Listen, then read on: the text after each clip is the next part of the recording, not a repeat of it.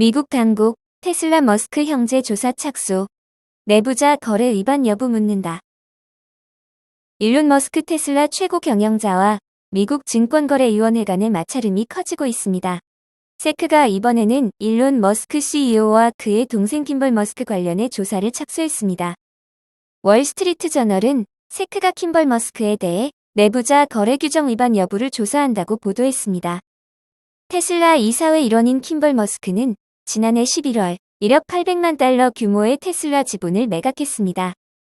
그리고 다음날 일론 머스크가 트위터 설문조사 결과에 따라 기업 지분 매각 여부를 결정하겠다고 발표했습니다. 해당 소식에 테슬라 주가는 당일 5% 가까이 급락했습니다. 일론 머스크는 미실현 이익이 탈세 수단이 될 수 있다는 논의가 있었다며 테슬라 주식 10%를 매각하는 것을 제안한다고 밝혔습니다. 그리고 설문 결과 응답자 351만 명 중 57.9%가 찬성했습니다. 일론 머스크는 3일간 총 450만 주를 매각했습니다. 50억 달러 규모였습니다. 월스트리트 저널에 따르면 세크는 킴벌 머스크가 일론 머스크의 트위터 설문조사 진행 여부를 어떻게 알게 됐는지 등을 조사할 계획입니다. 킴벌 머스크는 2011년부터 10BO-1 규정에 근거해 테슬라 주식을 40차례 거래한 것으로 알려졌습니다. 이 규정은 내부자들이 정해진 시기에 주식 거래를 하도록 하고 중요한 비공개 정보가 있어도 계획을 바꿀 수 없도록 한 규정입니다. 그런데 지난해 11월 킴벌 머스크의 주식 매각 과정이 10BO-1 규정을 준수했는지 여부가 아직 확인되지 않았습니다. 일론 머스크와 세크 간 갈등은 2018년 시작됐습니다. 2018년 8월 일론 머스크는 트위터를 통해 테슬라를 비공개 회사로 전환하겠다고 알렸습니다.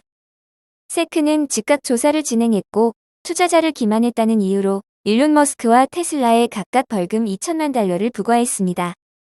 또 세크는 일론 머스크가 트위터에 기업 관련 콘텐츠를 게시하기 전에 미리 검증하는 시스템을 도입했습니다. 그리고 양사 간 마찰은 최근 다시 불붙었습니다. 지난 17일 일론 머스크 변호인은 세크가 일론 머스크의 소셜미디어 활동을 과도하게 간섭하고 표현의 자유를 억누르고 있다며 뉴욕 지방법원에 서한을 보냈습니다. 이어 변호인은 21일 세크가 일론 머스크의 정보를 유출했다고 주장했습니다.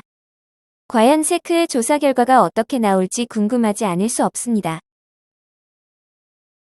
워런 버핏 포트폴리오 상위 탑 15개 종목은 버크셔 해서웨이의 최고 경영자인 워런 버핏의 투자 종목 최상위는 여전히 애플이 차지한 가운데 지난 2020년 투자한 이토추 상사와 미쓰비시 상사, 미쓰이물산 등의 일본 무역회사 3곳이 탑 15에 포함된 것으로 나타났다.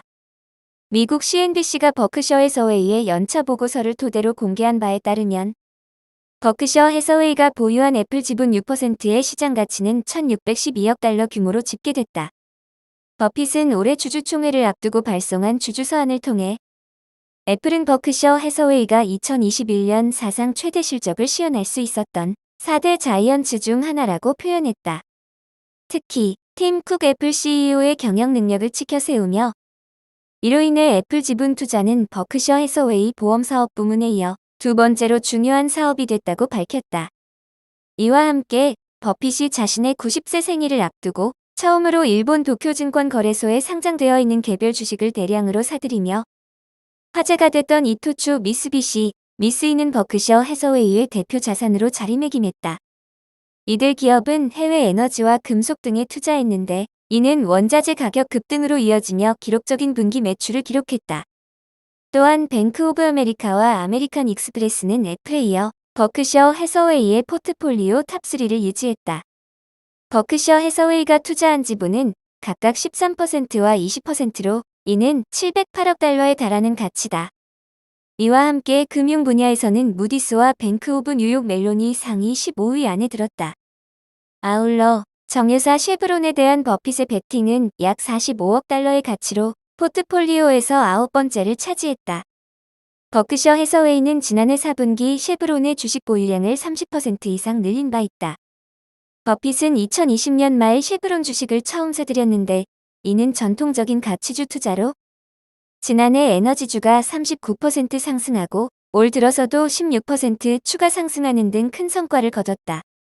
이에 쉐브론은 4.05%의 배당금도 지급하고 있다. 버핏이 오랫동안 베팅했던 코카콜라는 237억 달러의 시장 가치로 여전히 버크셔 해서웨이의 포트폴리오 상위권을 유지했다. 버핏은 주주 서한을 통해 장기적인 사업 성과에 대한 기대치를 바탕으로 주식을 보유하고 있다면서 이는 매우 중요하다. 우리는 주식을 픽하는 것이 아니고 사업을 고른다고 강조했다. 니콜라, 모처럼 웃었다. 최근 실적 개선에 주가 올라.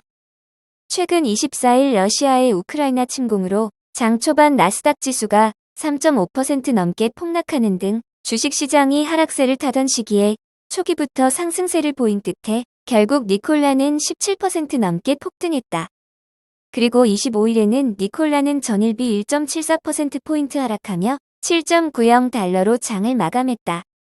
다만 24일 폭등세에도 불구하고 올해 들어서는 여전히 18.54% 하락한 상태다. 니콜라 주가 폭등 배경은 24일 공개된 지난해 4분기 실적이다.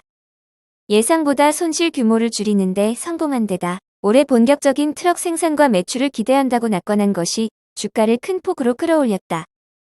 아직 제대로 된 매출 실적이 없는 니콜라는 24일 투자자들의 기대감을 잔뜩 부풀리게 하는 긍정적인 소식들을 쏟아냈다. 이날 공개한 지난해 4분기 영업 손실이 9,040만 달러, 주당 23센트에 그쳤다. CNBC에 따르면 리피니티프 설문조사에서 애널리스트들은 주당 32센트 손실을 전망했다. 최근 트레버 밀턴 창업자 겸 전 최고 경영자와 연관된 투자자 오도 사건과 관련해 미국 증권거래위원회에 1억 2,500만 달러 벌금을 내고 사건을 접기로 합의를 했다. 상승 전환 발판을 다진 데 이어 손실이 예상보다 크게 좁혀진 것으로 확인되면서 투자자들의 기대감이 높아졌다. 최근 니콜라 주가 폭등을 이끈 더 큰 요인은 본격적인 생산과 매출이 이뤄질 것이란 기대감이었다. 니콜라는 실적 발표에서 올해 자사의 첫 번째 전기 트럭 니콜라 트레를 300에서 500대 출하할 것이라고 밝혔다. 금액으로 환산하면 9천만에서 1억 5천만 달러 매출이 있을 것임을 뜻한다. 마크 러셀 CEO는 애리조나주 쿨리지 공장에서 다음 달 21일 생산을 시작할 것이라고 말했다. 이는 지난해 4분기 니콜라가 일부 고객들에게 출하한 원형이 아닌 제대로 된 양산형 트럭이다. 니콜라는 지난해 4분기 쿨리지 공장에서 원형 트럭 30대를 생산에 들어갔지만 공급망 차질로 인해 이 가운데 5대만 실제 생산이 이뤄졌다고 밝혔다. 올해 들어서도 6대를 더 출하했다고 이날 공개했다. 니콜라 폭등세는 러시아의 우크라이나 침공으로 유가가 고공행진하면서 전기차 관련주가 큰 폭으로 오른 것과도 연관이 있다. 전기차의 매력이 재부각됐기 때문으로 분석이 되고 있다. 중국 바이두 자율주행 서비스 상업용 허가 따내. 중국에서 무인 자율주행 서비스의 상업용 허가가 처음 나왔다. 북부 산시성 양취안시는 지난 25일 바이두에 중국에서 처음으로 자율주행 서비스 상업 운용 허가를 내주었다고 관영신화통신이 지난 26일 보도했다. 내일원 바이두 지능주행사업부문 사장은 이것은 안전감독자가 더 이상 바이두 자율주행 차량에 탑승하지 않는다는 것을 뜻한다고 설명했다고 해당 매체는 전했다. 바이두는 자율주행차를 이용하는 승객에게 요금을 받는 유료 서비스도 27일 시작한다고 내 사장은 덧붙였다.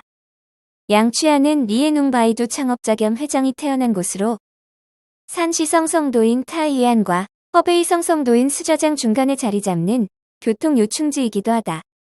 양취안은 최근 바이두 클라우드 컴퓨팅 센터 프로젝트를 건설하고 도로 측정 감지, 도로변 통신 등 인프라도 구축해 매출 규모가 100억 위안이 넘는 초대형 디지털 경제 산업을 추진하고 있다.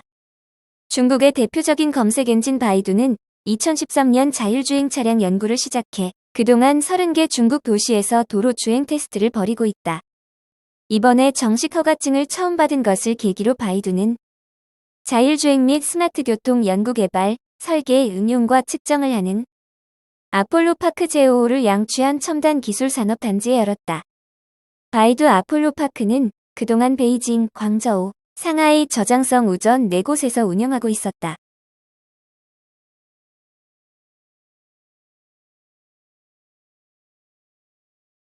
미국 전기차 리비안 신규 공장 계획, 주민 반대 부딪혀. 미국 전기차 업체 리비안의 조지아주 공장 신축 계획이 주민의 반대에 부딪혔다고 현지 언론들이 보도했다.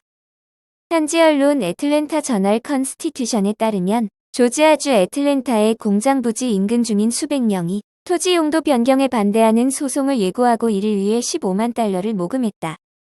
주민들은 리비안 공장이 들어서면 지역 수자원이 오염되며 주민의 평온한 삶이 방해받을 수 있다고 주장했다. 또 리비안 공장 유치가 현지 주민들을 외면한 채 밀실에서 결정됐으며 공장 건립 발표 후에도 주민에게 자세한 계획이 공개되지 않았다고 지적했다. 이에 주정부는 다음 달로 예정됐던 공장 용지 용도 변경 찬반 주민 투표를 취소했다. AJC는 주정부가 토지를 강제 수용하거나 공장 용지를 주정부에 증여하는 형태로 주민 찬반 투표를 회피할 것으로 전망했다. 리비안은 지난해 12월 연간 40만 대 생산 능력을 가진 50억 달러 규모의 제2공장을 조지아주에 짓겠다고 발표했다. 올해 여름 착공에 2024년 완공되면 7,500개의 일자리를 창출할 것이라고 이 회사는 주장했다. AJC는 리비안 공장을 둘러싼 주민 반대 운동은 2006년 기아의 조지아 공장 유치 상황과 비교했다. 당시 조지아주 정부는 토지 수용에 직접 나서는 한편 기아와 협력해 공장 건설 사전 작업에 착수했다. 석유산업 쇠퇴로 일자리 창출이 절실했던 현지 주민들도 반대 목소리를 낮췄다. 그러나 현재 리비안 공장은 기아의 사례보다 거센 주민 반대에 부딪혔다고 이 신문은 전했다. 이에 대해 조지아주 경제개발부는 반대 집회의 관계자를 출석시켜 공장 유치에 대해 자세히 설명하고 공장 개발에 주민을 참여시켜 환경오염, 노사 문제에 대한 의견을 청취하겠다고 설득했다.